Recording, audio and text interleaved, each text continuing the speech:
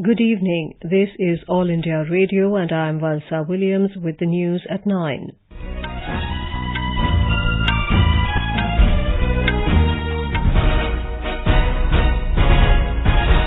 The headlines.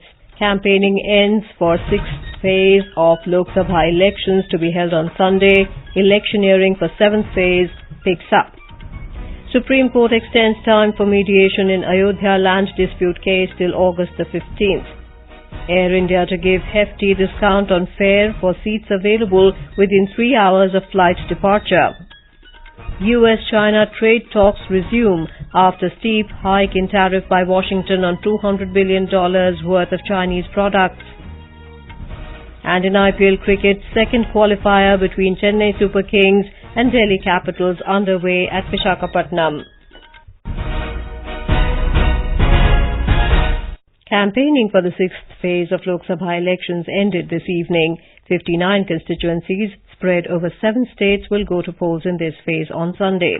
Voting will take place for 14 seats in Uttar Pradesh, 10 in Haryana, 8 seats each in West Bengal, Bihar and Madhya Pradesh, 7 in Delhi and 4 in Jharkhand. Star campaigners of various political parties held rallies and road shows in different parts of the country to woo the voters. In West Bengal, more than 15,000 polling booths have been set up in 8 constituencies going to polls. Our correspondent reports that security measures along Jharkhand and Odisha border have been tightened. Prominent candidates are in the fray includes former Union Minister and Trinamool Congress nominee Shishir Adhikari, Lok Sabha MP Dr. Manoj Bhuiya, West Bengal Minister Subroto Mukherjee, BJP State President and MLA Dilip Ghosh, Nepal Mahato and Lakshman Seth of Congress.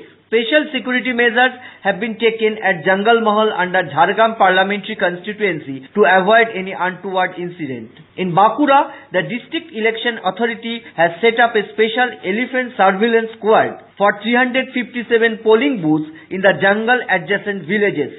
Arijit Chakraborty, AIR News, Kolkata. In Bihar, electoral fortune of 127 candidates, including 16 women, will be decided in this phase. A report. Important candidates whose fate will be decided are Union Agriculture Minister Radha Mohan Singh and former Union Minister Raghuvansh Prasad Singh. Besides Janardhan Singh Sigriwal, Madan Jaiswal and Rama Devi are also in the fray. 51 independent candidates are also trying their luck during this phase. National security, eradication of corruption and development were the main issues highlighted by the NDA during campaigning. On the other hand, RJD-led Grand Alliance raised unemployment, reservation and farmers' issues. With KK Lal's report from Patna, Nilesh Kalbhor, AIR News. In Madhya Pradesh, 8 constituencies will go to polls on Sunday. A report from our correspondent. 8 Lok Sabha seats of the state, Bhopal, Gwalior, Guna, Vidisha, Sagar, Rajgarh, Bhind and Morena will go to polls in the 6th phase on 12th May. A total of 138 candidates, including 14 women, are in the fray in this phase. Some of the prominent candidates of this phase are Central Minister Narendra Singh Tomar, former Chief Minister Digvijay Singh, Sadhvi Pragya Singh Thakur, Senior Congress leader Jyotiraditya Scindia and Vivek Sejwalkar. In the 6th phase, 1 crore 4 lakh voters of the state will use their democratic rights. Sanjeev Sharma, AIR News, Bhopal. In Uttar Pradesh, all preparations for poll on Sunday are underway. Our correspondent reports that polling parties will be sent to polling centres tomorrow. In this phase, all 14 constituencies are spread in Purvanchal of the state. 2 constituencies, Lalganj and Machli Shahar, are reserved for scheduled caste candidates. There are 177 candidates, including 14 women in the fray. The key contestants in this phase are Samajwadi Party President Akhilesh Yadav, Union Minister Maneka Gandhi, BJP leader and Minister in State Government Rita Bhagwana Joshi, and Mukut Bihari Verma, BJP's Jagdambika Pal, and Congress leader Dr. Sanjay Singh. MS Yadav, AIR News, reporting from Gazipur. Meanwhile, campaigning is on for the 7th and last phase of Lok Sabha elections. 59 constituencies spread across 8 states will go to polls on the 19th of May in the last phase.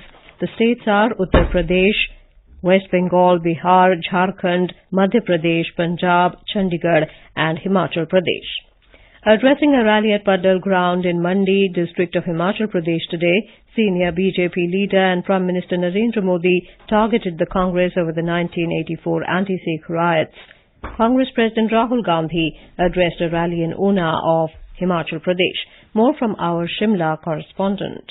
Prime Minister Narendra Modi attacked Congress for delaying OROP issues of defence personnel for nearly 40 years. He said its BJP government, which implemented OROP in true spirit and honoured the soldiers by releasing 35,000 crore of rupees. He said under tenure of current BJP government, over 1 crore tourists visited India, with which country got more foreign currency. Earlier, Congress President Rahul Gandhi, while addressing a rally in Una, labelled several allegations against Modi government. He said demonetization and GST were big failures of BJP government and every section of the society suffered a lot. Sanjeev Sundaryal, AIR News, Shimla. A Congress delegation today approached the Election Commission accusing the BJP of misusing central government machinery while preparing its poll manifesto. The party cited a media report in which it has been alleged that the BJP had sought government data from officials to prepare its Lok Sabha poll manifesto. Talking to media in New Delhi, party leader Vishakhapatnam said it is a violation of poll norms and demanded the poll panel to take action in the matter. Prime Minister Narendra Modi has said that Sam Pitroda's remarks on the 1984 riots reflect the Congress's mentality.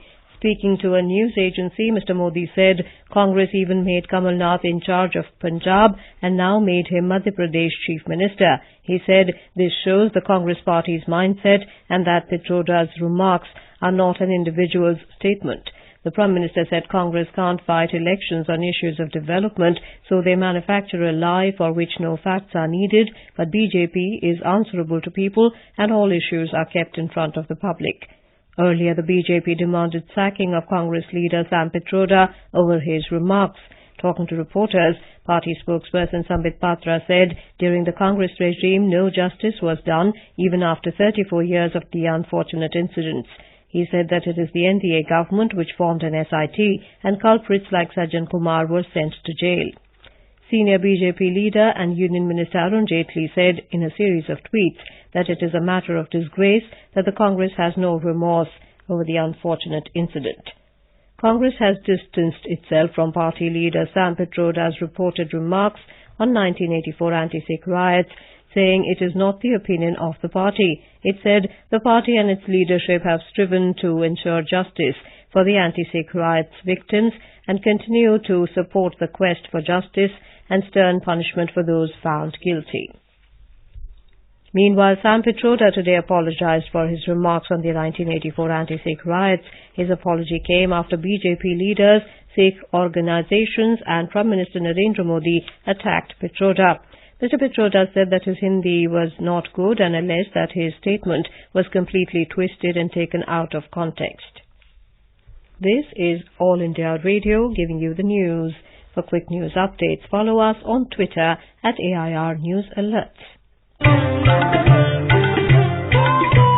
News Services Division of All India Radio is broadcasting a special live program, Janadesh 2019, on the developments related to the general elections 2019. Tune in to the FM Gold channel of AIR from 4:05 p.m. to 4:30 p.m. every day till the announcement of results to listen to this special program. The Supreme Court today extended the mediation process till August the 15th to explore an amicable solution to the Ram Janmabhoomi Babri Masjid land dispute case. The three-member mediation committee, headed by former Apex Court Judge FMI Khalifullah, had sought the extension to complete mediation proceedings. Spiritual Guru Sri Sri Ravi Shankar and Senior Advocate Sri Ram Panchu are the other two members of the panel. The Apex Court has also allowed parties to raise objections before the panel till June the 30th. The matter, being heard by a 5-judge constitution bench, came up for the first time today since the March 8th order by which the top court had referred the case for mediation. The Supreme Court today reserved its verdict on petitions challenging its 14th December judgment upholding the deal for the purchase of 36 Rafale fighter jets from France. A bench headed by Chief Justice Ranjan Gogoi was hearing a batch of petitions seeking review of its judgment last year, which had dismissed the pleas challenging India's agreement with France to purchase Rafale fighter jets. Former Union Ministers Yashwant Sinha, Arun Shourie and activist lawyer Prashant Bhushan sought from the Apex Court setting aside of its earlier verdict that dismissed their petition for criminal investigation into the Rafale fighter jet deal case. In a big relief to last-minute passengers who generally travel due to an emergency, Air India has decided that very last-moment available seats within 3 hours of departure will be sold at a hefty discount. The discount will normally exceed 40% of the selling price. The spokesman of the national carrier said tickets can be purchased from all outlets, including Air India booking counters, Air India mobile app, Air India website and travel agents. Trade talks between the United States and China resumed today, hours after Washington more than doubled import duties on $200 billion worth of Chinese goods. Chinese Vice Premier Liu He waved to the news media as he was greeted by U.S. Trade Representative Robert Lighthizer and Treasury Secretary Stephen Mnuchin. The trade war between the world's two largest economies had further escalated today after the U.S. raised the tariffs. According to a notice from the U.S. Federal Register, the higher tariffs come into force today onwards. Sri Lankan security forces have made some important arrests of suspects linked to Easter Sunday attacks during the past few days. Police today said they have arrested an individual suspected close to the attackers, along with gold and over 83 lakh Sri Lankan rupees cash from an area in Colombo. A report from our Colombo correspondent. Sri Lankan security forces are continuing with their crackdown on suspects, and several relatives and known ones of bombers have been arrested. A brother of Jahran, the mastermind of attacks, was arrested, while his wife has been interrogated after she was released from hospital. Search operations are in full swing, and explosives were recovered from area in eastern province, where a security raid last month killed 15 people. Some Muslim groups have complained of harassment and recovery of ordinary weapons like swords and knives, but security forces are not taking any chance. Santosh Kumar for AIR News from Colombo. Vice President M. Venkaiah Naidu has emphasized the importance of building a peaceful and prosperous Indo-Pacific region on the basis of respect for national sovereignty and international law. He expressed the hope that the concerned countries would be able to reach a consensus on a code of conduct in the South China Sea. On the second day of his 4-day visit to Vietnam, Mr. Naidu held wide-ranging high-level talks with top Vietnamese leadership, including Vice President Dang Thi Ngoc Thinh and Chairperson of the National Assembly of Vietnam, Nguyen Kim Thi Ngan. According to an official release issued in New Delhi, Mr. Naidu said that his talks with Vice President Dang Thi Ngoc Thinh were extensive and productive. Falling for the 8th straight day, domestic stocks logged losses. Benchmark indices fell marginally on uncertainty over US-China trade deal and continued foreign fund outflow. The Sensex closed below 37,500 points, while the NSE Nifty ended below the 11,300 mark amid rising trade tensions between the US and China. A report. The Sensex at the Bombay Stock Exchange declined 96 points, or 0.26% to end at 37,463. The Nifty at the National Stock Exchange also slipped 23 points, or 0.2% to settle at 11,279. However, the rupee at the foreign exchange market appreciated 4 paise to 69 rupees and 91 paise against the US dollar. And gold prices were almost flat at 32,900 rupees per 10 grams in the Delhi bullion market, while silver rose by 380 rupees to 38,600 rupees per kilogram. This is Arjun Chaudhary with Sanjay Kumar Singh for AIR News. In cricket, the second qualifier match of the Indian Premier League between Chennai Super Kings and Delhi Capitals is underway at Vishakhapatnam. Chennai won the toss but elected to bowl, put into bat. Delhi Capitals were 131 for 8 in 19 overs when reports last came in. And now, before we wrap up the bulletin, the headlines once again. Campaigning ends for 6th phase of Lok Sabha elections to be held on Sunday. Electioneering for 7th phase picks up. Supreme Court extends time for mediation in Ayodhya land dispute case till August 15th. Air India to give hefty discount on fare for seats available within 3 hours of flight departure. US-China trade talks resume after steep hike in tariff by Washington on $200 billion worth of Chinese products. And that is all in the news at 9. Good night.